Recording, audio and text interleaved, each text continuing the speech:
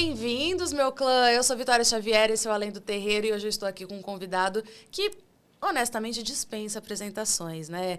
Eu amo como a mente de Rafael Montes trabalha, funciona, além de ser criador, escritor, roteirista de uma série de coisas que vocês já leram, já assistiram, já consumiram. Então, sem mais delongas, porque aí a gente vai deixar o papo aqui entre eu e ele acontecer, vou trazer para vocês Rafael. Olá, Vitória. Olá, pessoal. Tudo bem? Muito obrigada, Rafa, por ter topado vir aqui. E eu quero... Vamos começar pelo começo? Porque, assim, tem muita coisa para falar. Tem novela, tem novo livro, tem Bom Dia, Verônica, tem terceiro filme de Suzane von Richthofen, tem o mundo acontecendo no mundo da cultura pop e no mundo de Rafael, que dita muito cá para nós, assim. Eu acredito muito que o teu trabalho, né, o teu talento, ele foi, assim, um divisor de águas aqui pro nacional. Né? A gente viu aí o teu nome muito envolvido diretamente e indiretamente em muitas produções. Então, eu quero saber do começo. Rafael, lá atrás, primeiro livro, primeira ideia, se teve alguma dúvida ou se você falou, vamos ver o que dá pelo caminho. Não, teve muita dúvida e até hoje tem dúvida. Eu acho que é a dúvida que move o escritor, senão você não cria nada. Se você não tem dúvida e também não se arrisca e fala, poxa, será que isso vai dar certo? Tem que ter o friozinho da barriga de achar que pode não dar certo, Sim. né? E aí, claro, sempre fazer para dar certo. Eu sempre faço as coisas para dar muito certo. Lógico. Mas quando eu comecei, eu venho de uma família suburbana no Rio de Janeiro, nasci no Meier. Ao longo da minha adolescência, meus pais cresceram na vida e foram morar em Copacabana, num apartamento alugado. Então, assim, mas eu tenho essa origem suburbana de sempre lutar pelo que quer, assim, claro. né, sabe? Eu aprendi a ser assim. Meus pais são muito assim também. Mas, ao mesmo tempo que eles me ensinaram muito a ser essa pessoa que tem que eu nem chamo de sonho, eu chamo de projeto. Tem uma coisa que quer fazer... e vai lá e faz, porque eles são essas pessoas, eles, ao mesmo tempo, também não foram pessoas que me passaram muita cultura, porque eles não são ligados à cultura. Então, meus pais, por exemplo, não gostam de ler. Então, não tinha livros na minha casa porque eles não gostavam de ler. Eles não passavam para mim uma coisa que eles mesmos não faziam. Então, a minha origem como alguém que gosta de histórias vem muito da TV aberta, como em geral acontece com todo mundo. Ou seja, cresci vendo novela, das 6, das 7, das 8. Não tinha série naquela época. Então vem muito de novela e também de um pouco de teatro, que às vezes eu ia em teatro infantil, coisa assim. Eu muito cedo quis, ali pelos meus 12, 13 anos, quando uma tia-avó minha me deu um livro de presente do Arthur Conan Doyle, chamado Um Estudo em Vermelho, é o primeiro livro do Sherlock Holmes. Ela me deu esse livro e eu falei, caramba, isso é muito legal e quero escrever também. Então eu comecei a gostar de ler, eu falei, quero escrever.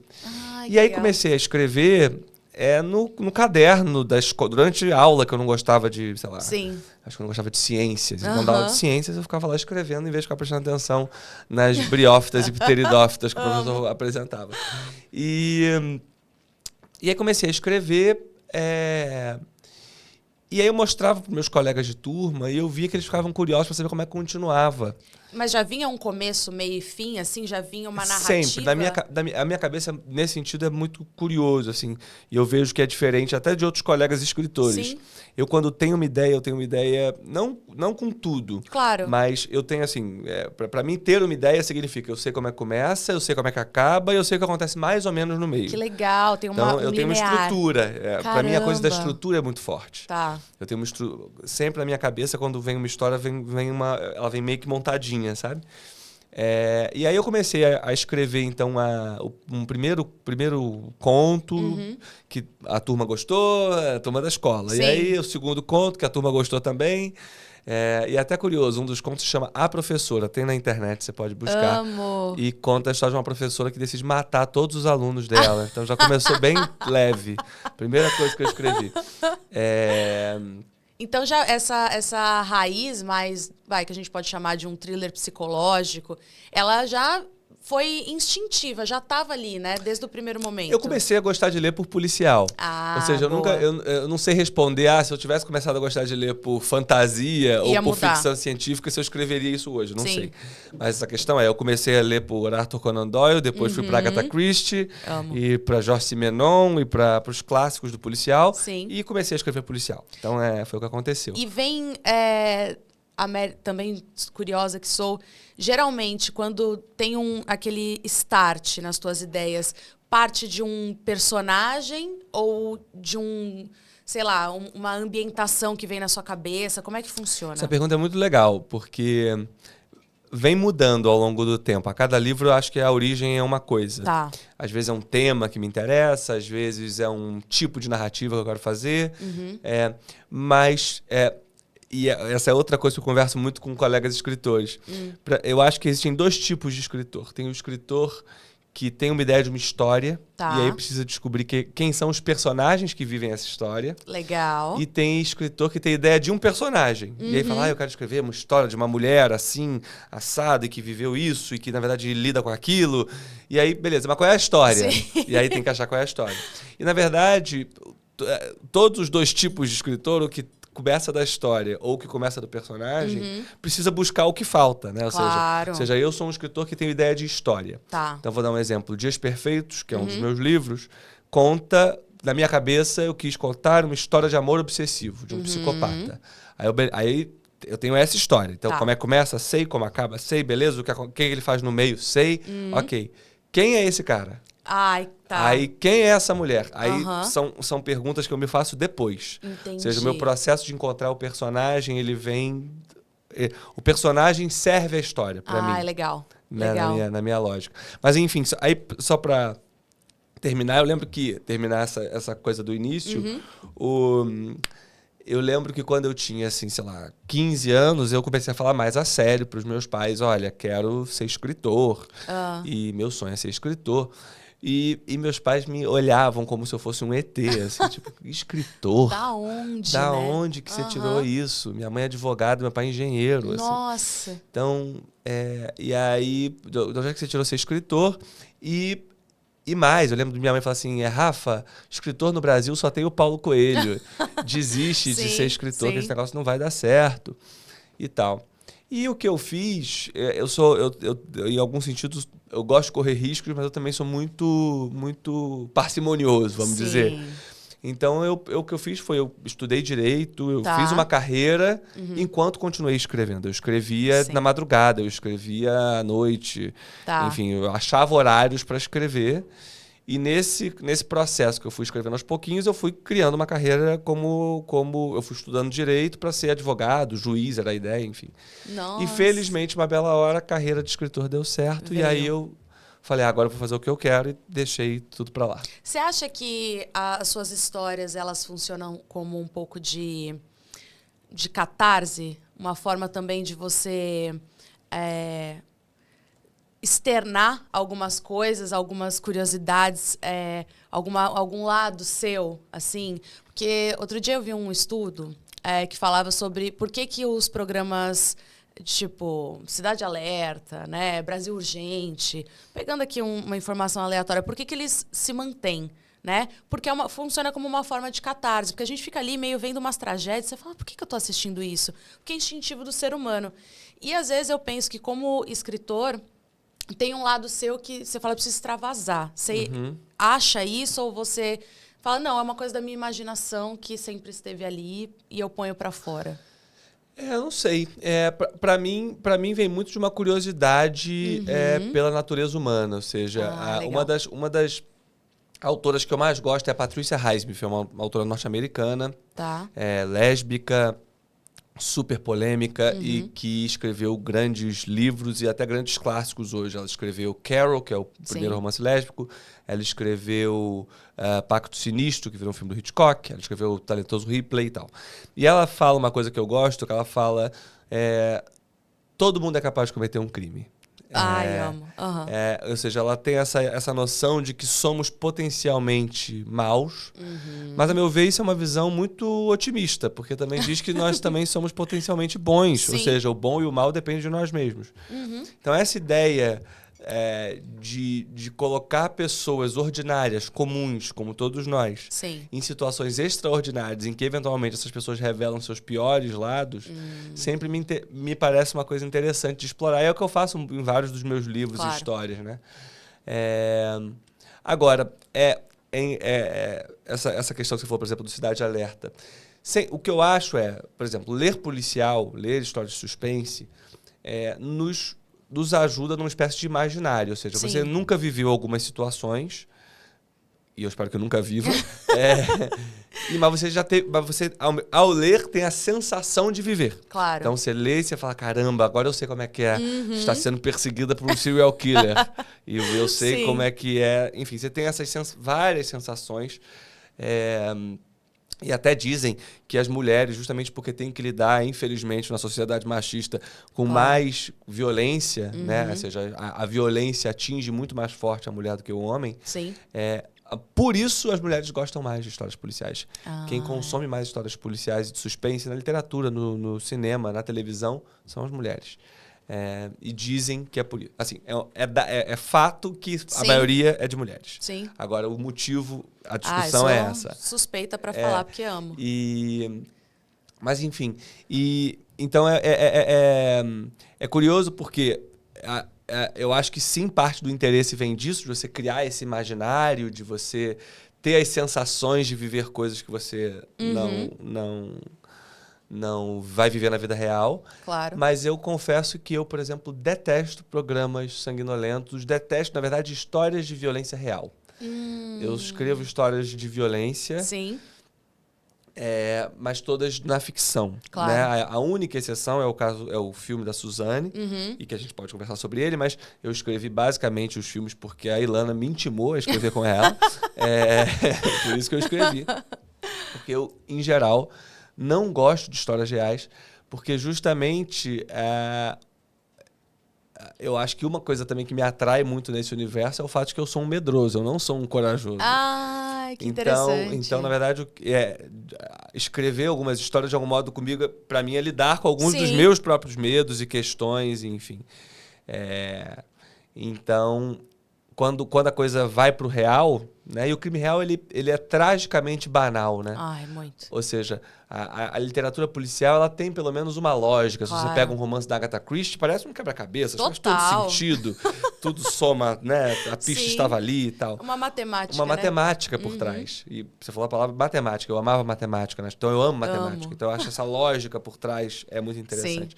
O crime real, não, ele é patético, ele é bobo, ele é um... Às vezes sem motivação, sem motivação, né? Às vezes é um ímpeto animal da pessoa, Total. enfim. Então, não me atrai, eu realmente não vejo. E muitos leitores até me mandam, porque acham que eu gosto, porque eu escrevo essas coisas, então me mandam, falam, olha essa matéria, esse sujeito que fatiou a mulher. Eu falo, Deus me livre, não quero ver nem pensar. Tô fora. Eu quero entrar, então, falando sobre essa realidade e essa ficção. Quero entrar um pouco em Bom Dia, Verônica. Falei pro Rafa, antes da gente começar a gravação, que a minha vida social acabou quando lançou a primeira temporada de Bom Dia, Verônica. Porque eu fui muito... tragada, de certa forma, além da atmosfera que você propôs, pelos personagens, assim. Muito já foi falado sobre o personagem do Dudu, né, do Moscovis, que, para mim, de fato, tanto ele, Camila e tal, mas, assim, ele trouxe parecia que passava da televisão aquela energia. E cheguei a entrevistá-los, tá?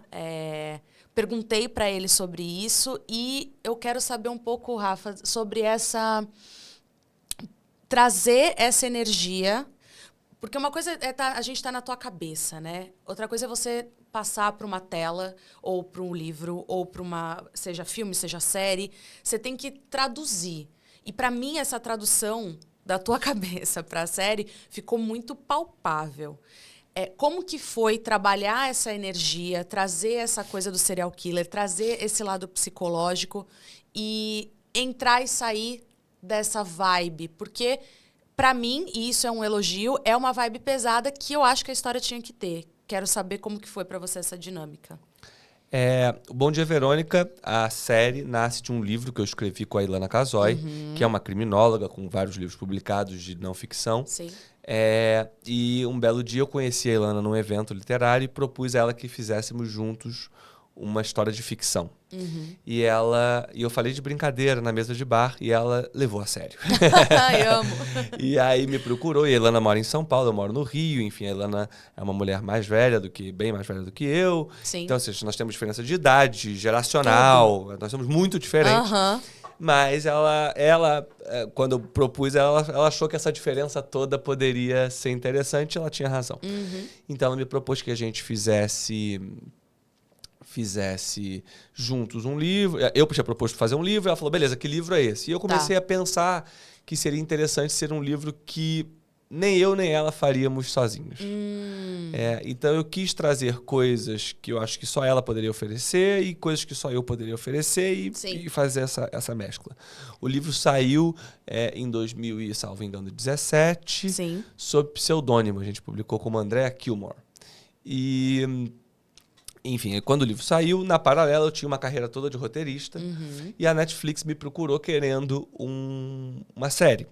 E eu propus o Bom Dia, Verônica como um livro não meu. Eu falei, olha, eu acabei de ler esse livro da Andrea Kilmore e eu adoraria fazer a série. E eles queriam uma série, podia ser uma série original, minha, enfim, tal, mas eu propus o livro porque eu já achava que o livro funcionava como série. E enfim, aí começamos todo o processo de adaptação. Não sei quem leu o livro. Você leu o livro, não? Sim. Então, o livro e a série são muito diferentes, porque as mudanças eram necessárias. Claro. E na série foi interessante que, como justamente a gente tinha, de algum modo, mais tempo, né? A gente pôde explorar melhor alguns temas que no livro são outros temas. Não é nem que a gente explora pior, é só porque os temas são diferentes. E aí, na série, a gente começou a discutir muito. A série, para mim, tem uma estrutura muito clara, que é o seguinte: se chama Bom Dia, Verônica, e narra o despertar da Verônica. Bom Dia, Verônica, certo? E aí, despertar para quê? Então, a cada temporada, a partir de um caso que ela investiga, a Verônica desperta sobre o lugar da mulher na sociedade, como a mulher sofre violências. Né? As violências que a mulher sofre e como isso transforma a protagonista, Verônica, né, na própria vida pessoal dela, com o marido, com os filhos e etc. Então, era essa a proposta. E a Ilana trouxe coisas como, por exemplo, Rafa, eu estudo serial killers, então eu vou criar um serial killer brasileiro. A gente precisa desse tempero, né? Precisa desse tempero. Então, a coisa do serial killer. Aí eu lembro de ela me contar vários casos que ela tinha estudado reais. De serial killers que foram pegos e aí a esposa morava com o serial killer. A questão é se ela sabia ou não sabia. Que no porão o sujeito matava ou mantinha pessoas presas, etc. E esse lugar de será que a mulher é vítima ou cúmplice me pareceu muito interessante. Ou seja, em que medida ela sabe, mas... Fecha os olhos. E fecha os olhos porque... Ou participa porque meio que gosta também, ou seja, é um fetiche do casal, uma loucura. Ou em que medida, na verdade, ela sabe, mas não denuncia porque também vive uma relação doente e submissa. Claro, sem dúvida. Enfim, então me pareceu uma nuance interessante da história. Então, enfim, aí o processo de criação foi muito no diálogo meu com a Ilana, do livro, né? E assim a gente foi encontrando a história. Na hora de transpor para a tela, o que é mais bonito do audiovisual é que necessariamente é um processo coletivo. Ou seja, tem muito meu, claro, mas tem muito de várias outras pessoas dessa cadeia que chegam para chegar na tela daquele jeito. Né? Então, uma das contribuições mais claras, sem dúvida, é a do ator. Com certeza. É curioso, eu jamais tinha pensado, por exemplo, para a Janete, a Camila Morgado. Ou seja, a minha Janete, na minha cabeça, quando eu escrevi o livro, quando fiz o roteiro, jamais tinha a cara da Camila Morgado. Nossa, e ela tá E quando ela faz, ela traz coisas para a Janete que eu acho impressionante. Não, é impressionante. É impressionante. A mesma coisa o Du. O Du, eu lembro, eu e Ilana conversamos muito com ele no processo de preparação para encontrar esse tom, porque propositadamente, ao longo da primeira temporada do Bom Dia Verônica, a gente mostra o ciclo completo da violência doméstica. Sim. Né? Que é o marido e mulher, e aí ele começa com pequenas violências, né? Violência verbal, com ofensas, Sim. violência patrimonial, controlando o dinheiro e não pode sair, etc. E, aos poucos, psicológica, claro. Às vezes uma espécie de gaslighting. Gaslighting a gente fez mais na segunda temporada. E aí depois vai para uma violência física e necessariamente depois da física, quando chega num limite muito forte, necessariamente volta pro me desculpa, eu perdi a cabeça, Lógico. Não vou fazer mais. Padrão, né? E aí no que pede desculpas, a mulher perdoa, acredita, porque quer acreditar. E o ciclo começa e o ciclo de novo. começa de novo. Então, a gente quis, se você assistir a Bom Dia Verônica, você vê que o ciclo inteiro acontece. Infelizmente, às vezes, até o final, do jeito que acaba. Mas, enfim. E aí, então foi muito legal poder mostrar todo esse ciclo na série de maneira quase didática. Eu detesto o termo didático, porque eu não gosto de histórias didáticas, mas enfim. Mas ali está muito claro que mais mastigado, né? Mas aí você me perguntou do clima, né? Como é que você entra nisso tudo e sai disso tudo? Sim. A minha relação com esse tipo de história é muito profissional, vamos dizer. Ou seja, eu me preparo, eu estudo, eu leio. Para mim, o momento mais difícil, como eu já falei, é a parte real, então é a parte da pesquisa. Ou seja, quando eu vejo os casos reais, para escrever, sem dúvida, eu vi muitos depoimentos de mulheres reais. Então, essa parte, para mim, é muito forte. Claro. Mas perceba, essa parte é antes de escrever. Então, quando eu escrevo, e aí eu escrevo as cenas fortíssimas que você assiste, já não é mais... Já não bate mais. Já não bate mais, porque para mim já virou uma coisa profissional. Agora eu tenho que fazer bem feito, eu tenho que pensar bem esse diálogo. Calejou antes nas histórias reais e agora vamos para a parte que eu gosto, né? Exatamente. É um pouco isso. Aqueceu ali. Então, depois que eu escrevo...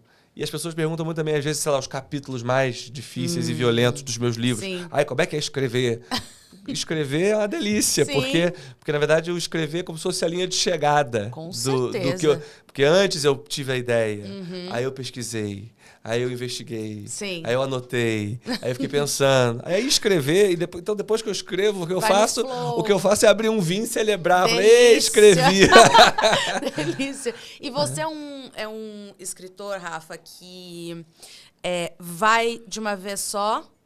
Ou você você tem uma pausa, ou você vai assim conforme a tua mente fala, não, hoje eu tô meio, sei lá, tô meio estafado. E aí daqui a pouco, dias depois, você volta. Eu acredito que a profissão do escritor é uma profissão como qualquer outra. Ou seja, a gente, infelizmente, porque eu acho que isso realmente prejudica o trabalho do artista, tem essa ideia do artista, e eu estou falando do escritor, mas todo tipo de artista, como um ser especial e superior que vive no alto da montanha buscando a inspiração. E eu não acredito muito nisso. Óbvio que inspiração existe. Sim. Então é óbvio que há dias que eu sento para escrever, eu escrevo muito melhor. E há dias que eu sento para escrever e é difícil, não sai nada, eu acho tudo ruim. Acontece bastante. Mas eu acredito que o trabalho do escritor é um trabalho. Entendi. Então, assim como o cirurgião acorda e fala, bem, hoje eu tenho uma cirurgia, e ele não acorda e fala assim, hoje eu estou estafado para uma cirurgia. Entendi. Hoje eu não estou inspirado para uma cirurgia. O advogado fala, hoje eu não acordei inspirado para escrever essa petição. É óbvio que tem dias que você escreve melhor a petição, tem dia que você faz melhor a cirurgia. Mas, independente do que seja, você acorda, e se você é cirurgião, você faz a cirurgia. Sim. Se você é pedreiro, você faz a obra. Claro. Se você é jornalista, você faz a entrevista. Sim. Enfim, então, eu acredito muito que o trabalho do escritor é um trabalho. Então, eu tento escrever sempre, todo dia, inspirado ou não, cansado ou não. É um trabalho. Eu acordo, leio onde eu estou da história e faço meu trabalho. Assim, para mim é uma relação muito profissional mesmo, não é... Entendi. Não precisa daquele momento divino, falar, hoje eu estou inspirado. Não, quando acontece é uma delícia. Ótimo. É uma delícia. Mas não acontece com tanta frequência, não é? Sim. É uma rotina que precisa também ser estabelecida, né? E é interessante porque conforme você estabelece a rotina, a inspiração vem mais. Tá. Porque você está dentro daquela história, você está dentro daquele universo. quando eu realmente estou... Agora, por exemplo, eu estou lançando um livro novo. Então, Sim. eu estou num momento em que eu estou dando muita entrevista. Eu estou viajando para muitas feiras literárias. Sim. E faz parte do trabalho do escritor também isso. E cá entre nós eu gosto. Ou seja, eu gosto de encontrar meus leitores. Eu Sim. gosto de bater papo. Então, é uma coisa que me dá prazer também. Claro. Né? Não é só obrigação. Mas, verdade seja dita, prejudica o trabalho do escritor, de sentar e escrever o livro. Sim.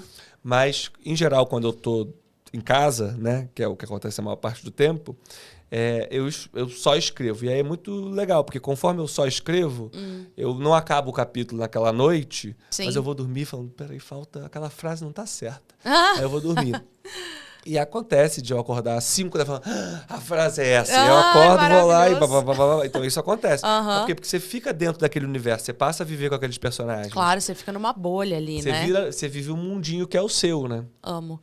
E então vamos falar, a gente falou de Bom Dia Verônica, vamos falar do terceiro filme de Suzanne von Richthofen, que aparentemente está grávida.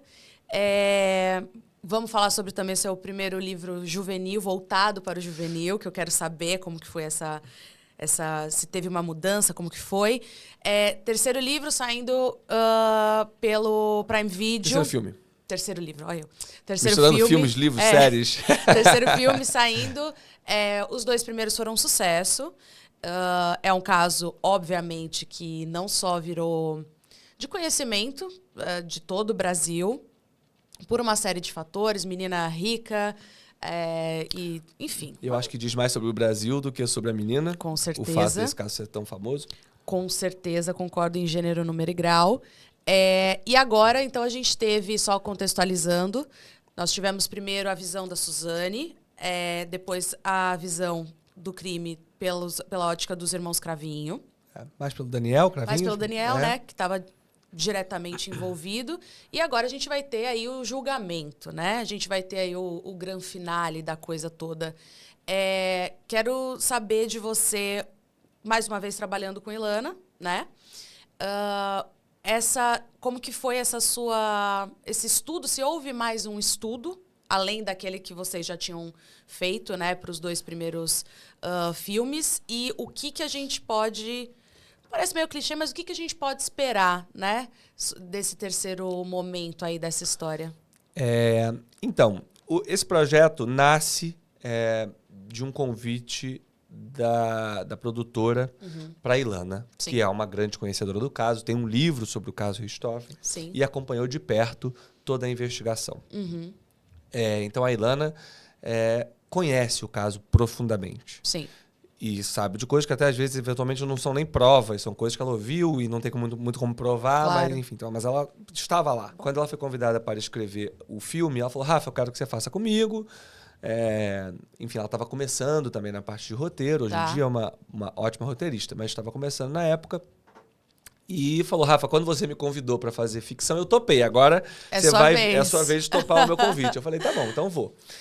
E o que foi muito legal disso é que eu me senti muito à vontade para criar dentro de um limite que quem dava era ela, porque ela conhecia o caso. Lógico. Então ela falava, Rafa, isso aqui você não pode porque isso aqui não aconteceu, isso aqui não era assim, isso aqui... Blá, blá, blá, porque ela conhece. Sim. Então, quando o convite veio, vamos fazer um filme sobre o caso Richthofen. Então não tinha como é que era o filme.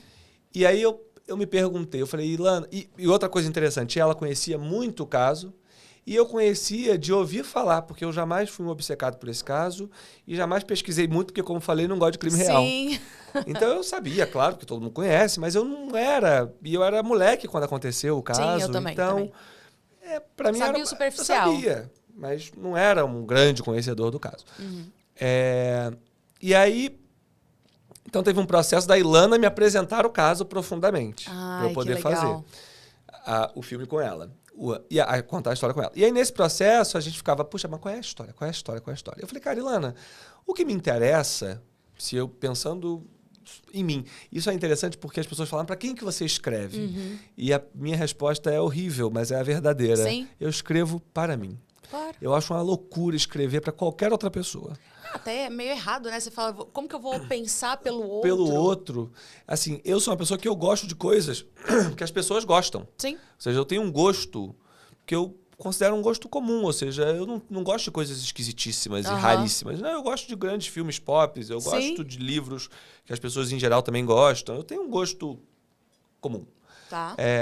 Então, eu acho que se eu faço uma história que eu gosto, de verdade, não posso mentir pra mim mesmo. Claro. E às vezes a gente tenta, a gente fala assim, ai, não, tô gostando. E não tá, né?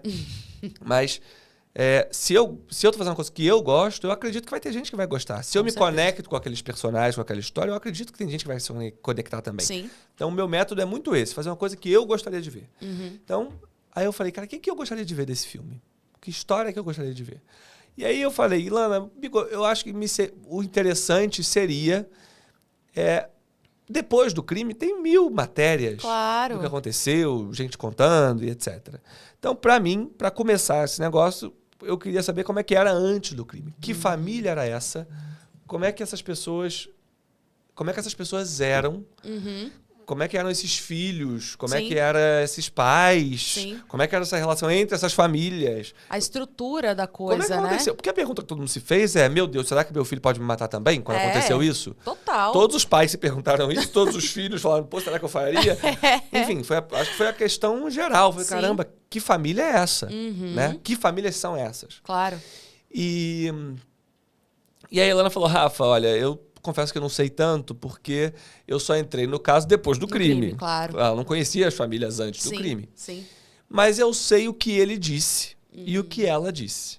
Interessante. E aí, no que ela falou, eu lembro até hoje, a gente estava na sala da casa dela, tendo essa conversa, ela tinha me mostrado várias coisas e tal, e a gente tentando achar qual era o filme. Meu Deus, qual é o filme, qual é o filme, qual é o filme e tal, né? E aí eu falei, cara, mas o interessante não é... E ela mostrando as provas do crime depois, e pra prisão, e ela presa, a história dela na prisão. E a gente, desde o início, deixou muito claro... A Ilana também deixou isso muito claro, tipo, a gente não quer conversar com eles, porque hoje eles são outras pessoas, já tem todo um discurso montado, uma própria narrativa. Eles construíram a narrativa deles. Total. Então, não interessa. O que interessa é o que aconteceu no calor do momento. Sim. E aí eu lembro, eu falei isso e ela falou, cara, eu sei o que ele disse e o que ela disse. E eu falei, puxa, tem um filme chamado... Bem Me Quer, Mal Me Quer. É um filme com a Audrey Tautou, pouco conhecido, maravilhoso, que conta uma história em duas visões, duas versões. E aí, quando ela me contou as duas versões que havia, eu falei, gente, são versões absolutamente opostas. Total. Então, vamos fazer um filme que conta as duas visões. E o público escolhe. Claro. E se você perceber, Vitória, na verdade, então, o que a gente fez foi fazer um filme de ficção. Porque, na verdade, as duas narrativas são ficções. Total. Nenhuma delas é verdade. A verdade absoluta. Sim. A Suzane, no depoimento dela, não conta toda a verdade. Óbvio. E nem ele. Cada um deles dá a sua leitura do que era. Do que aconteceu. Então, eu acho interessante também que a gente, numa história de crime real, acabou fazendo dois filmes que são ficções. Sim. Não são verdade. Sim. Felizmente, os filmes saíram e deram muito certo, fizeram muito sucesso. E, mais uma vez, não só pelo roteiro, mas também por toda a equipe. Claro. Né? O elenco arrebenta, a direção do Maurício Essa, a produção do Marcelo Braga. Sim. Enfim. E é curioso porque eram filmes para os cinemas. E eu acho que se saíram melhor porque foram direto para o streaming. Entendi. Porque a ideia de ver os dois legal. funciona melhor no streaming. Né? Enfim, aí do sucesso dos dois filmes veio a demanda de queremos mais um filme. E aí, quando veio essa demanda, eu e Ilana, mais uma vez, falando, espera aí, a gente vai fazer isso pelo dinheiro ou a gente vai fazer isso porque realmente vale a pena e a história é legal? Sim. E aí a gente pediu um tempo, falou, deixa a gente ver. Porque se for para fazer pelo dinheiro, chama outra pessoa para fazer e a gente vai fazer outra coisa. Claro. E aí a gente então se debruçou sobre a história mais uma vez e foi buscando o que poderia ser interessante de contar. Tá. E o que acontece é que o terceiro filme que vai sair tá muito legal. A coisa que eu mais gosto é o fato de que ele é muito diferente dos dois anteriores. Porque os dois anteriores são thrillers psicológicos. São histórias de família com suspense psicológico que você sabe como acaba. Eu brinco que, de algum modo, é como a história da Bíblia. Você sabe como acaba. Você sabe o que vai acabar. Você assiste sabendo que no final eles vão matar os pais. Sim. Então, nesse sentido, é um thriller psicológico. A questão não é se eles vão matar ou não. Eles vão matar, você sabe. Claro. A questão é como vai chegar lá. Né? Então é um thriller psicológico. O terceiro filme é um thriller policial, ele é investigativo. Amo de Ele paixão. é uma pegada Seven, ele é uma pegada policial. Interrogatório, pista, junto aqui com aquilo ali. Como jogo policial, como a inteligência policial trabalhou para conseguir prendê-los. Então é uma história policial mesmo, um policial tradicional. Né? Sim. Assim, que fazemos pouco no Brasil, né? Infelizmente, no cinema. Ai, gostaria de ter mais. Bom, agora... Vocês acharam que tinha acabado? Não, calma aí, que agora o senhor Rafael também está se aventurando no mundo das novelas. Agora, de Prime Video para HBO Max, não é mesmo? Agora teremos uma novela. Eu quero saber tudo e mais um pouco. Eu tenho acesso à sinopse, a algumas coisas que saíram, mas eu quero que você conte, Rafa. Eu quero saber um pouco mais. A gente já tem um elenco. Você visitou ontem o set.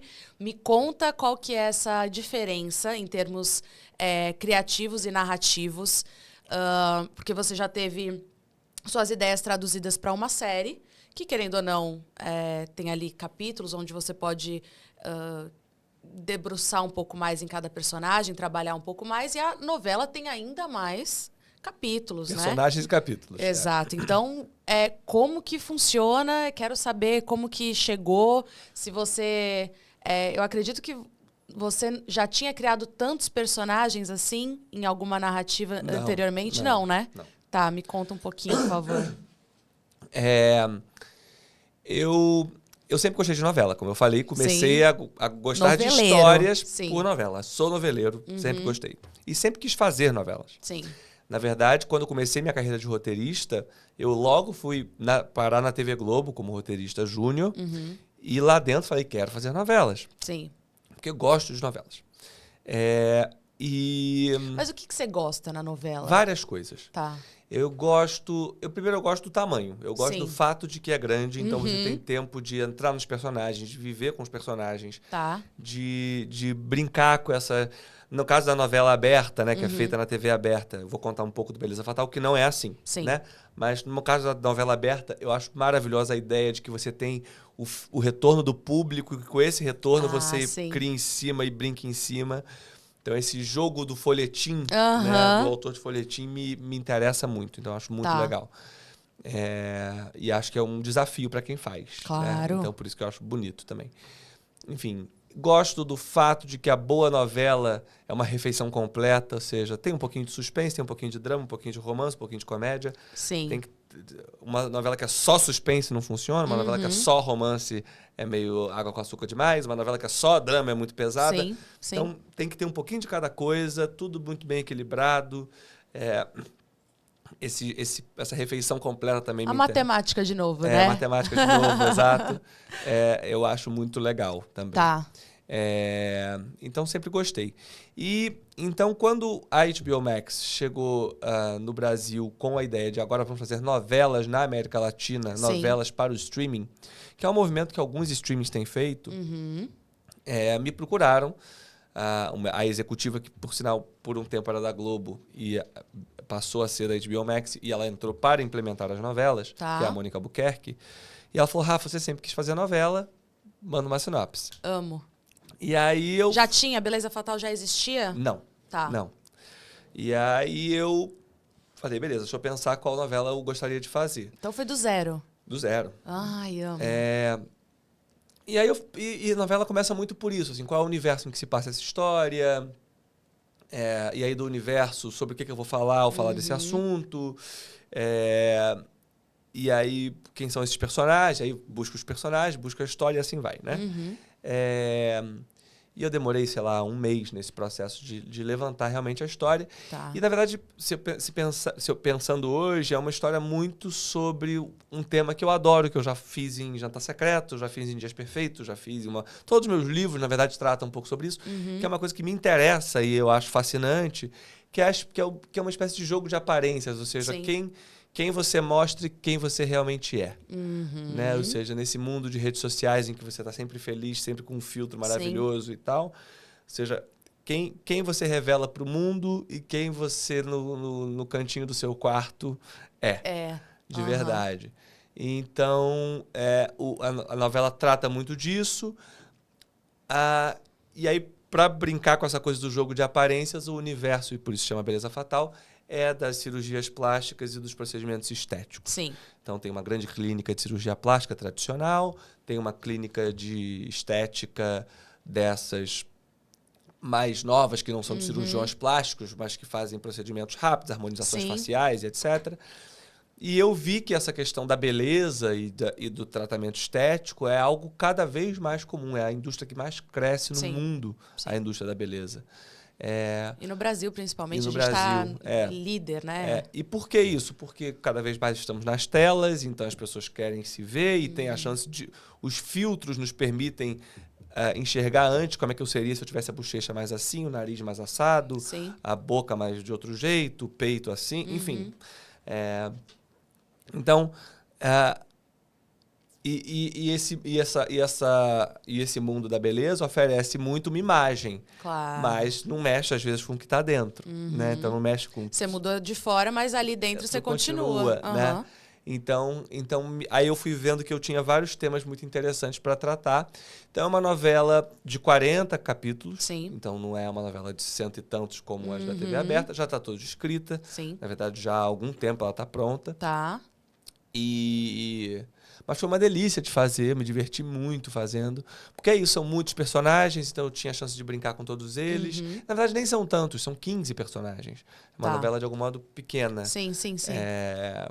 Eles vão ser divididos em núcleos ali. Isso. E ele tem uma questão, se não me engano, de uma injustiça que acontece no meio do caminho, né? Assim, eu fui logo para as narrativas que eu mais gosto, para fazer uma novela, claro que além de romance, drama e tudo, tem muito suspense. Sim. É uma novela com o meu jeitinho, então dos 40 capítulos eu brinco que só tem virada. Amo. São 40 capítulos com 42 viradas. Sensacional. Então tem virada o tempo inteiro. Dentro do próprio... às vezes, no meio de um capítulo, muda a história inteira. Então, tem bastante coisa assim.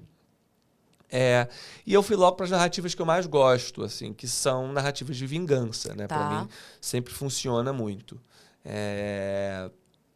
Conde Monte Cristo, Revenge, a gente tem, claro, A Vida Brasil, que deu super certo. Então, enfim, você pega todas essas histórias de grandes vinganças. E o luxo que eu tenho por serem 40 capítulos é o fato de que é uma vingança que realmente acontece, assim, no sentido... Ou seja, eu não fico enrolando para que a vingança aconteça. Não, a vingança dos 40 capítulos acontece no capítulo 10, já tá se vingando. Tá. Entendeu? Ele não é o grande final. E aí depois tem as consequências de se vingar. Muito bom. Ou seja, não é que demora 40 capítulos para chegar lá no final e aí você fala, tá bom, se vingou e agora? Acabou. Não, é uma vingança que realmente acontece ao longo dos 40 capítulos. Sensacional. E tem consequências da vingança, e aí tem a vingança da vingança, e aí vai. E aí a gente tem também, eu achei, agora que eu lembrei, tem uma outra adaptação Globoplay. Tem Dias Perfeitos, vai virar série no Globoplay também. Que super é legal. Um dos trabalhos aí, acho que um dos mais consagrados que a gente tem. Você consideraria ele o mais conhecido, Dias Perfeitos? Aconteceu uma coisa muito curiosa. O Dias Perfeitos foi o livro que me fez largar o direito. Eu publiquei meu primeiro livro, que é o Suicidas, durante a faculdade de Direito. Sim. E não larguei a faculdade. Continuei lá, bonitinho, porque o livro encontrou seus leitores, começou a fazer um certo barulho, mas nada muito grandioso. Tá. O Dias Perfeitos, na semana em que ele saiu, antes de sair, na verdade, ele foi vendido para o cinema, para os direitos de adaptação, cinema e televisão, que é algo que agora vai acontecer. E ele foi vendido naquela semana de lançamento para 7 países. Sim. Hoje ele está em 25 países. E aí foi que eu falei, deu certo esse negócio. Furou a bolha, né? Furou a bolha e eu falei, então vou deixar de ser advogado para ser escritor. Tá. Então, sem dúvida, o Dias Perfeitos foi o livro que me projetou. Tá. E por muito tempo foi o livro mais conhecido. Hoje, vários outros livros passaram o Dias Perfeitos. O Jantar Secreto, A Vendagem do Jantar Secreto, eu acho, se não me engano, é o dobro ou o triplo do Dias Perfeitos. O Suicidas também.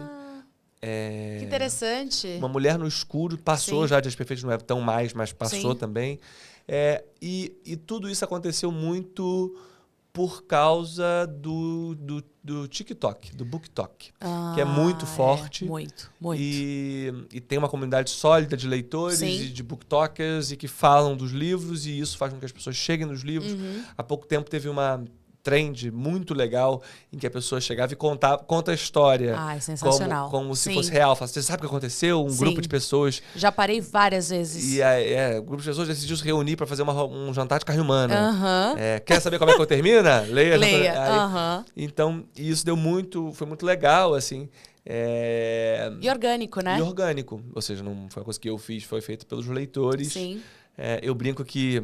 Outro dia, uma leitora falou isso pra mim. Ela falou, Rafael, eu acho que Rafael Montes é o maior esquema de pirâmide que existe. Porque a pessoa porque a pessoa começa a ler e quando a pessoa termina de ler, ela precisa falar com alguém. Então, se ela não conhece ninguém que tenha lido, ela faz todo mundo ao redor dela ler. Com certeza. Para poder, então, comentar. Pra discutir, que é o mais legal, né? E aí, essa pessoa que lê também indica pra mais. E aí, é isso. Eu brinco que cada leitor indica pra mais 5 e assim a coisa vai crescendo. E, Rafa, você é um autor que gosta de ter essa proximidade quando a sua obra é traduzida para um outro formato? Você, a longo prazo, com outras coisas que, obviamente, você vai escrever, vai criar, você se vê sempre diretamente envolvido nesses projetos? Porque tem autores que falam, não, eu vou deixar, mas eu vou, sei lá, agir como um consultor, para também não sair muito. Como que você vê a longo prazo essa sua participação? Porque eu vejo trabalhos que dão muito certo quando o autor está muito presente, por exemplo, Sandman, né? E vejo também outras situações que você fala, ficou ali numa encheção de saco que acabou prejudicando essa tradução. Então, assim, ao meu ver, eu acho que você é muito generoso com as suas obras, mas quero saber se é uma parte que você gosta de estar envolvido, como que você enxerga isso? Eu faço questão de estar envolvido. Essa discussão se o autor deve ou não participar da adaptação de seus trabalhos é uma discussão muito polêmica, quero dizer, tem gente que opina que sim, tem gente que tem certeza que não, e como você bem disse, às vezes funciona, às vezes não funciona, mas a minha leitura é de que depende do tipo de escritor que você é. Tá. Eu sou uma pessoa que eu sou muito desapegado e eu gosto muito do diálogo. Ou seja, eu gosto muito da magia que nasce do audiovisual, que é o fato de que você no audiovisual nunca faz sozinho. Tá. Enquanto na literatura eu tomo todas as decisões, Sim. eu penso, agora vai para lá ou para cá a história. Sou eu que decido. E não tem orçamento. Sim. Não tem assim, não pode porque é muito caro. Não pode, é barato, é só escrever. Sim. Na televisão e no cinema, você sempre tem que fazer escolhas. Se explode o carro aqui, daqui a 3 capítulos não pode ter a festa. Claro. Na novela, por exemplo, é isso. Então, pode explodir o carro, mas não pode... Você quer um incêndio, então não pode ter o outro incêndio. É isso, você tem que sempre escolher. E isso é bonito, isso é legal. E eu, audiovisual, nunca escrevo sozinho, eu sempre escrevo com equipe. Então, na minha novela, tem um time de roteiristas. Ai, que legal. No filme, fiz com a Ilana, fiz com outros parceiros já outros filmes. Bom Dia, Verônica, tem um time de roteiro. Eu sempre gosto de escrever com gente e essas pessoas sempre trazem coisas novas. Sim. Sempre. E eu brinco que o meu ego de escritor, e é claro que todo artista tem ego e vaidade, claro. O meu ego é de resultado. Ou seja, eu gosto de olhar no final e falar assim, me orgulho de ter... Não, eu me orgulho de ter feito. Sim. Pode ser que nem dá certo, tudo bem, acontece. Às vezes você erra e tudo bem, acontece. Mas é importante que eu tenha orgulho. Eu falo, fiz um bom trabalho. Mas o fiz um bom trabalho não é assim, esta fala fui eu que tive a ideia. Esta cena fui eu que escrevi. Não tem essa vaidade. Minha vaidade é que, puxa, no final ficou legal. Claro. E eu acho que também ser chefe de uma equipe não é que a sua ideia vingue, mas que você também saber reconhecer quando a Vitória dá uma boa ideia. Eu falo, caraca, que cena boa, Vitória. Ou então, na minha novela, por exemplo... Alguém escrevia, tinha muitos, aconteceu ao longo do processo, de 40 capítulos. Tá. Eu percebia que esse roteirista escreve melhor esse tipo de cena, escreve melhor do que eu. Vai lá e escreva todas, porque ele escreve melhor do que eu esse tipo de cena. Cena de romance, por exemplo. Sim. Eu não sei fazer, não gosto de fazer. Então, vá lá e faça, porque você faz melhor. Com certeza. Então, também, às vezes, você conhecer as suas próprias fraquezas e qualidades. Eu acho que é parte do trabalho, né? Enfim. Esqueci o que eu tava falando. Não, sobre a questão do autor se envolver diretamente. Então assim, faz questão. eu posso te dizer que. E outra coisa que eu também não tenho muito problema, eu não tenho problema em me elogiar e também não tenho problema em me depreciar. Ou seja, às vezes eu escrevo alguma coisa de capítulo ou de episódio, cansou na Netflix eu mandar um episódio e falar, olha que episódio maravilhoso que a gente acabou de fazer. Olha que incrível. Incrível. E às vezes eu mando e falo assim, estou mandando porque chegou o deadline, mas não está bom o episódio. Vocês vão ler e vão ver que não está bom. Porque não está bom, o que eu posso fazer? Reconhecer, Enfim, né? Então eu não tenho questões muito de... E às vezes eu mandava achando que estava bom e alguém falava, não está tão bom. E eu nunca entro no, por que não está bom? Não, eu falo, beleza, não está bom. Ok, vamos resolver, qual é o problema? Entendi. E aí a gente negocia, conversa. Minha visão é muito prática. Então nesse sentido... já ouvi de algumas pessoas que sim, eu sou uma pessoa razoavelmente fácil de trabalhar porque eu gosto. Não sou tão fácil porque eu também tenho eu tenho opiniões. Ou seja, mas você é maleável. Eu sou maleável. Eu sou aberto à escuta e ao diálogo. Sempre fui e acho que é uma das minhas forças ser aberto ao diálogo, enfim. É por isso que eu falei, eu acho você muito generoso na dinâmica que você acaba impondo, porque querendo ou não, o trabalho é seu, a obra é sua. E sem essa generosidade fica um egocentrismo ali que, ao meu ver, acaba te limitando, né? Claro. É isso, a vaidade é no final, não é dentro da sala, dentro do processo criativo. Claro. Mas, ao mesmo tempo, eu acho que é importante... ter novas ideias. Então, por exemplo... No Dias Perfeitos, a adaptação é feita pela Cláudia Juvan, que é uma roteirista. Não fui eu que fiz a adaptação. Sim. Na época eu estava fazendo outras coisas, também não podia fazer, mas queria estar perto. Então, quando a série ia acontecer, eu falei, eu quero estar perto. Eu sou consultor da série. Sim. Isso significa o quê, basicamente? Eu lia e trocava muito com a Cláudia, que é uma querida amiga, uma roteirista super talentosa. Então a gente conversava muito e discutia muito, discordava muito. Mas assim a série aconteceu e foi escrita e funciona. Sim. E aconteceu ao longo do processo várias coisas muito divertidas. Assim, posso contar duas. Uma, eu lembro de chegar um capítulo e falar, gostei de tudo e tal, mas essa cena aqui é muito ruim, me desculpa. Não... e também, eu também sou muito direto desse sentido, assim, isso aqui é muito bom, isso aqui é muito ruim. É ótimo. Então eu falo, essa cena é muito ruim. Aí a Cláudia virou pra mim e falou assim, Rafa, essa cena está no livro. E aí eu falei, tudo bem, mas é muito ruim, continua muito ruim. Tá no livro, problema do autor. Né? Eu que lute, né? Mas não é boa essa cena, vamos mudar. Então, aconteceu isso. E ao longo do processo, claro, ela teve que fazer mudanças, porque é uma série, enfim, precisa criar novas tramas e tal. E ela criou tramas tão legais que às vezes ela falava, Claudinha, muda mais, tá mudando pouco. Ela, não, Rafa, mas isso aqui os fãs vão querer, isso aqui... Porque depois que eu publico meus livros, eu não leio mais. Ai, que interessante. Então, por exemplo, Dias Perfeitos eu não leio desde 2014. Porque antes de imprimir, eu leio a última versão. Lógico. Eu leio lá o PDF que me manda e falo, agora, ok, está pronto, pode imprimir. E eles imprimem. Não acredito, imprimem Rafa. E sai o livro, eu nunca li o livro. Eu nunca leio o meu livro. Por quê? Porque eu já li 100 vezes antes de sair. Quando sai, eu não leio mais. Gente, eu amo, porque eu acho que eu mudo e a minha visão do livro ou do filme muda também. Apesar de que, assim, cá pra nós, eu entendo por um lado, porque eu sou uma pessoa que eu não me assisto. Então, a gente tá gravando agora, eu passo pra minha editora, ela fala, tá pronto? Eu falo, Jennifer, confio em você, eu não me assisto. Então, tem um lado que... O Jô Soares falava isso, ele falou, eu nunca me assisti. Então... consigo entender um pouco de você. Mas aí eu, como leitora, eu como consumidora, eu amo reassistir algumas coisas e amo reler. Bom Dia, Verônica, por exemplo, a série, eu assisti até entrar na Netflix. Quando eu nunca entrei na Netflix e vi Bom Dia, Verônica. Nunca. Ai, Rafa, que loucura. Nunca. Porque antes de chegar na Netflix, a gente assiste muitas Muito, vezes, muitos cortes, pede Sim. mudança, mexe a cena, põe o som e parará. E eu participo de todo esse processo como produtor executivo. Então a gente assiste os cortes e entra uma cena e briga para aquela outra cena. E vamos diminuir esse take não precisa. Então aí corte 2, corte 3, corte 4, corte 5, corte final, com cor, com som, com... Quando chega no final, vai entrar, ai, aleluia, vai entrar. Tá bom, e né? aí entra, você não assiste mais. Porque também é muito resultado daquilo que você falou, né? Você sabe o que você tá entregando, você tá satisfeito e é o melhor. E a delícia passa a ser, sabe o quê? Ouvir o que o espectador e o leitor lógico. tem a dizer sobre o que assistiu.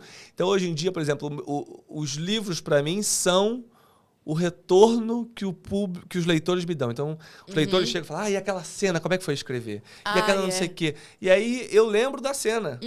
A cena que eu escrevi há 10 anos. Ai, que legal. Então, isso é muito legal, assim, acontece. E tem alguma... primeiro, quero saber se a gente vai chegar no seu novo livro, no Mágica Mortal, que é para o público novo, como eu já falei aqui. Público novo que eu digo é focado para um público juvenil. Ponto. Mas eu quero saber se tem alguma obra sua que você ainda gostaria de adaptar. Se você já está escrevendo mais alguma coisa. E aí... vamos falar disso primeiro. Tá bom.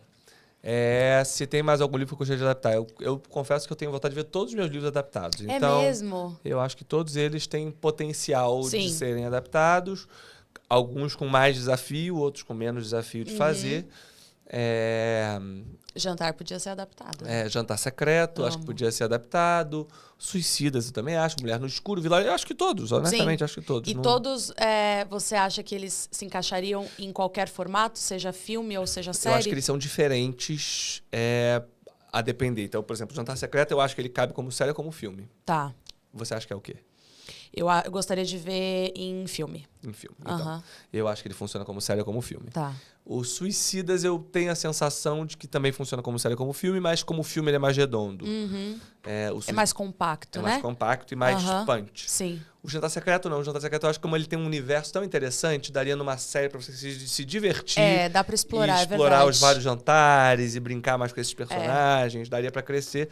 Então, eu confesso que o Jantar Secreto eu tenho uma quedinha pela série. O Vilarejo, pra mim, é série. Mulher no Escuro. Mulher no Escuro, acho que é série ou minissérie. É minissérie ou filme. Minissérie, legal, é verdade. A gente esquece que tem a minissérie. A minissérie também, eu não acho que é série com temporadas, mas eu acho que minissérie funcionaria. O Jantar Secreto, eu acho que dá pra ter temporadas. Acho que dá pra você brincar agora pensando é verdade. E, enfim, então... Mas todos eles eu tenho vontade de fazer. Acho que audiovisual é um processo muito longo. A questão é esperar. E antes de você começar a adaptar, agora, né, como a gente bem sabe, você tem muitas obras sendo adaptadas e já adaptadas. O que os teus leitores pediam? Eles pediam uma adaptação ou eles eram aquela coisa meio protetora de deixa aqui intocado? Qual que era a obra que eles mais, se é que pediam, né? Tinham vontade de ver? Pedem de tudo. Pedem Dias Perfeitos, pedem Jantar Secreto muito, pedem Suicidas muito. Ainda não essas adaptações não saíram, né? Bom Dia Verônica, muita gente vê a série e lê o livro, e como são muito diferentes, aliás, recomendo todo mundo que viu a série que leia o livro, porque é bem diferente. E aí eu acho... E aí tem gente que acha maravilhoso porque é diferente, tem gente que reclama porque é diferente, claro. Lógico. Mas o que eu acho é o seguinte, eu gosto de chegar no público. Tá. Né? E o audiovisual permite chegar a mais pessoas porque ele é mais fácil de consumir. Claro. É por isso. Ou seja, para ler um livro, a pessoa precisa ir lá na livraria comprar um livro e precisa gostar de ler, ter o costume de ler, sentar e ler um livro. Fato. Pronto. Uma série, ela chega a mais pessoas, né? Sim. Então, um filme também chega a mais pessoas. Claro. Né? Demora 1h30 para você assistir um filme, 2 horas. Então, até o tempo da sua vida que você investe num mundo em que, infelizmente, somos muito ocupados pelo trabalho, pela família, por tudo. A gente, são raras as pessoas que têm aquela hora do lazer durante todo o dia, durante uma semana. Então, Então, a série chega a mais pessoas. Tá. Então, eu acho isso maravilhoso. Me interessa muito fazer audiovisual e por isso que eu tenho vontade de ter tudo adaptado, porque Sim. eu quero chegar a mais Claro, pessoas sempre. claro. Quero ter mais leitores, quero ter mais espectadores, Sim. quero mais tudo. Então, eu acho muito bom que, Tá. que isso aconteça. E você já tem uma nova ideia? Eu já estou escrevendo, mas não posso falar. Ah! Você vai matar a Ariana aqui, curiosa. Já Mas tá já tô escrevendo. Mas livro novo. thriller. Trilha. Tá bom. Tá. Adulto. Ai, amo. Tá. Vamos falar então agora sobre Mágica Mortal. Primeiro livro do Rafa com... Posso falar com foco no público juvenil? Pode. Por que essa mudança? Se você teve que adaptar um pouco para dialogar com esse público, se já era um público que você queria atingir, se veio primeiro a história e depois o público, ou se veio o público e depois a história? Legal. Eu comecei a gostar de ler por mistérios juvenis, né? Ou Sim. seja, como eu falei no Estudo em Vermelho, que se você olhar um Sherlock Holmes hoje, pelo nível de violência e tal, é um livro que você pode ler quando Sim. você tem 13, 14 anos. Mansinho até. Mansinho até. Eu comecei a também ler pela coleção Vagalume, Os Caravelhos do Diabo, os livros do Marcos Reis, Stella Sim. Carr, Pedro Bandeira, Droga da Obediência, Meu, dos vai ser caras. adaptado agora, gente. Maravilhoso. Desbloqueou uma memória. Quando eu li, eu lembro que eu devorei a Droga da Obediência. E todos os outros. Eu li a Droga da Obediência, depois Pantano de Sangue, depois Sim. Droga do Amor, Droga de Americana, enfim. Então eu comecei a gostar de ler por isso. Então eu sempre quis escrever. Eu só achava que eu não conseguia e nem conseguiria escrever. Por quê? Tá. Porque para mim parecia uma coisa muito diferente do que eu fazia. Eu sempre escrevo histórias de violência, Sim. de crime. Todas as minhas histórias têm uma certa perversão. Sim, sim. Eu gosto de histórias narradas do ponto de vista do mal, do anti-herói. Os meus livros sempre da cabeça do psicopata, Claro. da cabeça do sujeito que é levado a fazer jantares de carne humana, enfim. Então tem sempre uma coisa que para mim não combinava com fazer um livro juvenil. Sim. Mas eu sempre quis fazer. Certo dia eu estava na Bienal do livro e encontrei o Pedro Bandeira. Que máximo. E aí fiquei muito emocionado porque gostava de... E não tinha encontrado até então Pedro Bandeira. Tá. Já participava de feiras do livro há alguns anos, mas não tinha encontrado Pedro Bandeira. Encontrei, comecei a chorar, abracei o Pedro que e legal. tal. Ele conta essa história falando assim, poxa, Rafa, eu lembro que você estava chegando e eu estava indo embora, doido para ir para casa. E aí me para um moleque e fala, ai, Pedro, eu sou seu fã, aquela Sim. coisa. E aí eu dei meus livros presentes pro Pedro. E ele falou, ele conta, pô, fiquei muito impressionado, porque você era muito jovem e você me deu 4 livros, assim, grossos para eu ler. E eu cheguei em casa e falei, gente, que maluco é esse que eu encontrei? Vou ler. E ele leu e, muito fofo, me mandou um e-mail comentando cada um dos livros. Ele falou, do Suicidas eu achei isso, Que do Dias legal. Perfeitos eu achei isso. E ele gostou dos livros e falou, olha, assim que você vier a São Paulo, eu quero te encontrar. Tá. E aí, em janeiro de 2020, eu vim a São Paulo. E nós íamos para almoçar. E ele falou, olha, Rafa, eu escrevo há 50 anos. 40 anos. E há 40 anos eu escrevo para um público que não é o público infantil, Sim. mas também não é o público adulto. É o Sim. público juvenil. Tá. Que pega o Fundamental 2, que eles chamam, né? Sim. Que é da 5ª à 8ª série, que é, na verdade, agora 6º ano, 9º ano. Sim. Né? Ou seja, antes do ensino médio, mas depois do Fundamental 1, Sim. que é onde você lê os livros infantis, com ilustração e etc. Tá. E esse mercado é muito dominado pelos estrangeiros, Harry Potter, Percy Jackson, Claro. né? Porque tem poucos brasileiros que fazem esse nicho. Eu, há não sei quantos anos, sou o cara que fez a Droga da Obediência. E desde então fato. não tem outra Droga da Obediência. Fato. Isso ele falou, olha que Sim. generoso e que legal. Sim. Ele falou, e Rafa, eu tenho que ter novas pessoas fazendo isso. Concordo. Para mim é bom que tenha novas pessoas fazendo isso. E eu quero ajudar novas pessoas a fazerem isso. E eu li seus livros e eu acho que você é essa pessoa. Caramba. E aí você, com essa intimação gentil do gente. Pedro Bandeira, eu falei, caramba, vou fazer então. Lógico. E aí eu falei, Pedro, mas como é que faz? Sempre quis fazer, mas Sim. não sei se sei fazer. Ele falou, olha, é só você fazer igualzinho você faz. Não mexe em nada. Tá. A única coisa que você tem que tomar cuidado é com violência e sexo. Tá. Violência tem que ser mais. Pode ter, Sim. porque criança gosta de violência, mas é importante que criança conviva com a ideia de que ela pode ser violenta, de que ela pode fazer bullying, de que ela tem que então não fazer e que é errado, e enfim, Certo. a criança tem que aprender a lidar com o seu potencial violento. Tá. Não é um problema tratar de aham. violência com criança.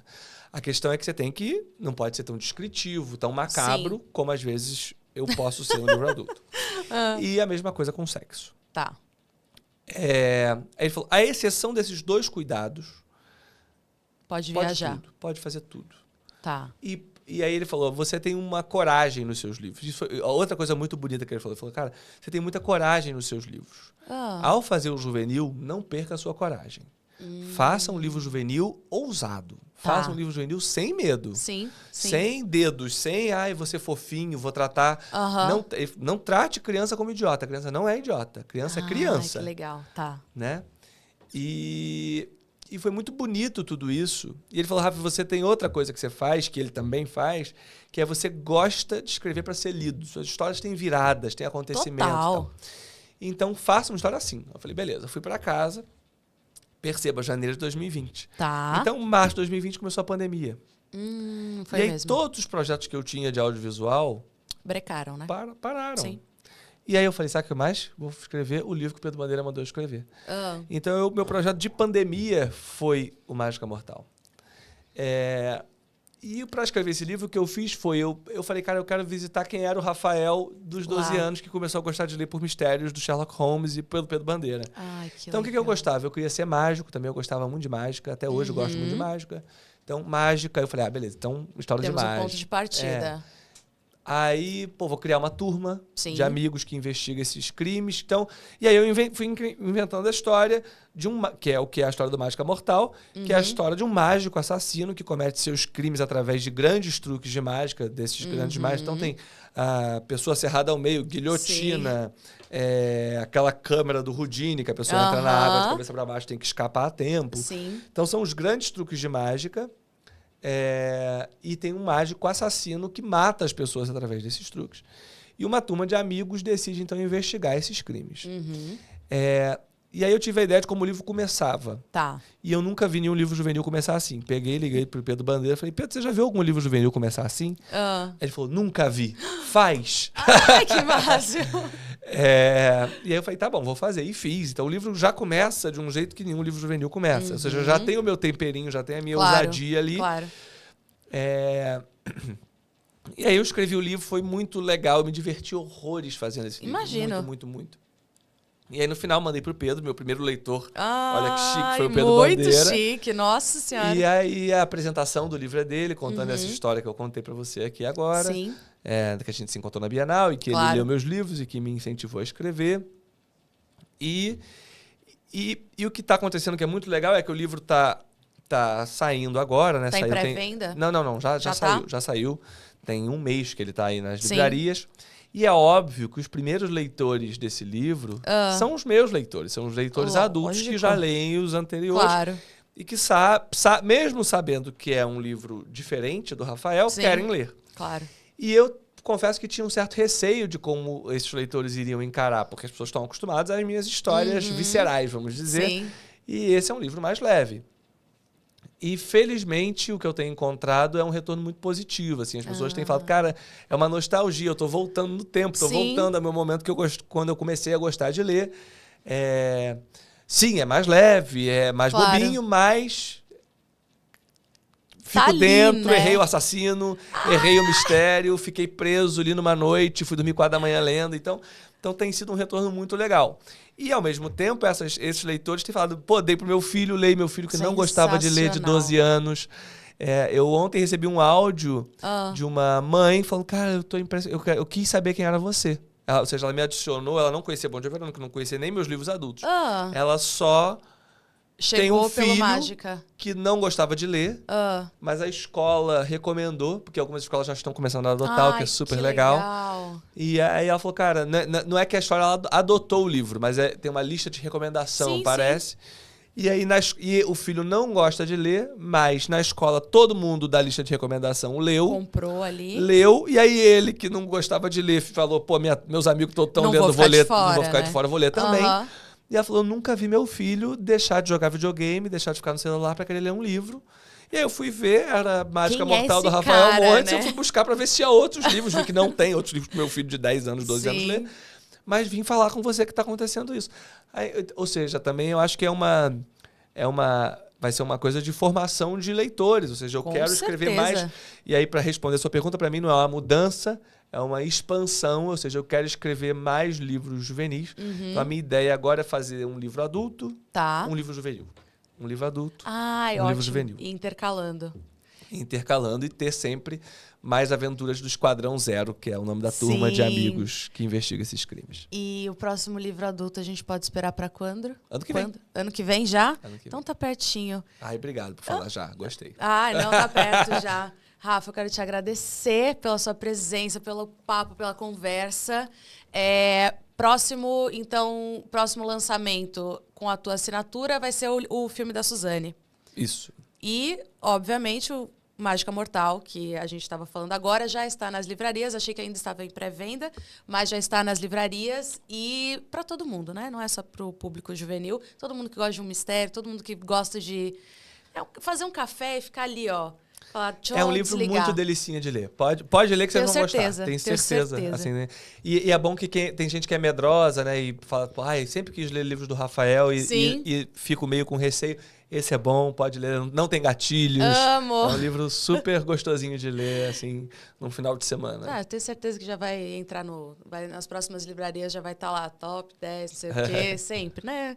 Tem seu nome, Rafa, eu tô sempre assinando embaixo, tô sempre divulgando, eu falo que eu fico panfletando para Rafael Montes. Eu brinco, espalha a palavra, são todos missionários e missionárias. Exatamente, tô sempre ali assinando embaixo. Então a gente espera Beleza Fatal na HBO, teremos agora o terceiro filme de Suzane Prime Video, Mágica Mortal, que já está Bom Dia, à venda. Verônica. Bom Dia, Verônica, que vem aí, né? Com mais umas coisinhas para quem já amou, que vai continuar amando, né? E o que mais que faltou falar? Ano que vem tem Uma Família Feliz, um filme que eu fiz com a Grazi Massafera e o Janequine. Uma Família Feliz, é verdade. Chega nos cinemas. E HBO Max, a novela. Que eu acabei... eu falei. Falou. Beleza Fatal, é verdade. E Rafa, Dias Perfeitos. Dias Perfeitos, sim. Mas não sei quando chega cada coisa. Coisas... Mas tá tudo aí. Vai virar. Muito obrigada. Amei. Querida, obrigado pelo papo, pelas perguntas, pelo carinho, pelo entusiasmo. Imagina. O trabalho do escritor é tão solitário, né? A gente fica lá no nosso cantinho escrevendo o livro. Então é muito legal, depois que a gente publica... O filho nasce. Mas é tanto tempo depois, é tão curioso, né? Porque é muito tempo depois mesmo. Ou seja, a gente escreve ao longo de 2 anos. As pessoas não têm noção, né? Aí depois a gente edita por 3, 4 meses. Aí chega nas livrarias e ainda demora para aquecer e aí chegar nos leitores. Divulgação, até entregar. Mas o que é bonito demora tanto, mas depois que chega também dura. Né? Depois que chega até hoje, eu tenho gente que leu... Você leu um livro de 2014, mas você está impactado até hoje. Total. Então hoje volta para mim uma coisa de 2014. Então isso é muito bonito e... Então suas obras são atemporais, Rafa. Fala assim, sem nenhum tipo de puxação de saco. Eu acho que são obras, assim como Pedro Bandeira, que quando eu fiquei sabendo que ia ganhar uma adaptação à Droga da Obediência, eu falei, gente... Claro que a gente vai ver. Óbvio. É uma obra atemporal. Claro. É uma obra que... E as suas obras, elas envelhecem bem, né? Que eu falo que, hoje em dia, os... artistas, desde música, desde autores, roteiristas, enfim, envelhecer bem é ótimo ter uma explosão, um sucesso absurdo de vendas, mas você vê que a tua obra passa ano, vem ano, você tem uma nova geração, ou aquelas pessoas continuam com você, ou aquela história está fazendo até mais sentido, talvez. Claro. Para mim, acho que é um trunfo genial e acho que você tem isso na mão. Obrigada, Rafa. Até a próxima, viu? Até a próxima. Tchau, gente. Até o próximo Além do Terreiro. E a gente se vê.